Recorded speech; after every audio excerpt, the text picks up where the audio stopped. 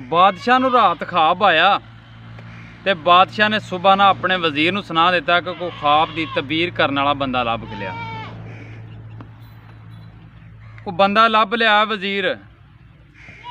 बादशाह ने अपना ख्वाब सुनाया, उन्हें बादशाह के ख्वाब की तबीर की। उन्हें कहा बादशाह सलामत, तुहाडा खानदान जिहड़ा ना सारा ये तुहाडे वेंदियां मर जाना। बादशाह नूं इहदी गल सुणदियां ही गुस्सा आया तो बादशाह ने ना अपने सिपाहियों नूं हुक्म दिता कि इहनूं जेल दे विच ढक दे।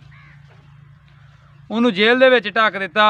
बादशाह ने आख्या बंदा कोई पागल सी, होर जाओ कोई अच्छा बंदा लभ के लियाओ, चंगी तबीर करने वाला समझदार बंदा हो। फिर गए वजीर जाके फिर एक बंदा लै आए। बादशाह ने उन्होंने ख्वाब सुनाया अपना। जो सुनिया उन्हें तो उन्हें सुन के आख्या बादशाह सलामत, तुहाडा जिन्ना भी खानदान है ना, तुहाडी सब नालों उम्र ज़्यादा होनी है, तुसीं उन्हां नालों ज़्यादा चिर जिंदा रहना।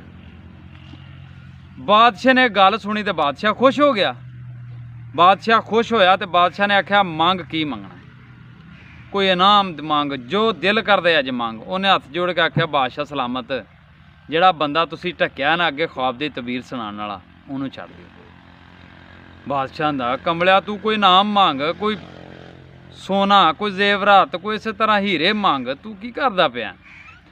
उन्हें आख्या बादशाह सलामत, वो जिहड़ा तुसीं अंदर ढक्या ना वो मेरा उस्ताद है, तो उन्होंने तुसीं छड्ड दिओ।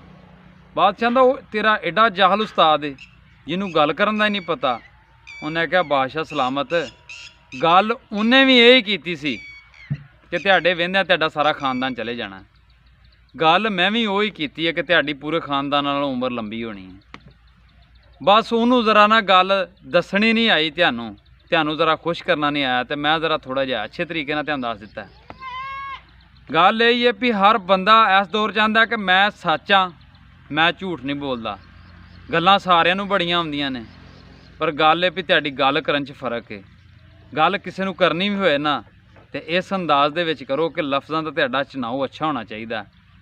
गल भी तुहाडी पूरी अगले तक चली जाए, मैसेज भी चला जाए अगले तक, लेकिन यह भी अगले दे जेहन दे विच समझ नाल अच्छी तरह आ जाए, समझ भी आ जाए उन्होंने, लेकिन तुहाडीआं गल्लां दा बुरा भी ना मना।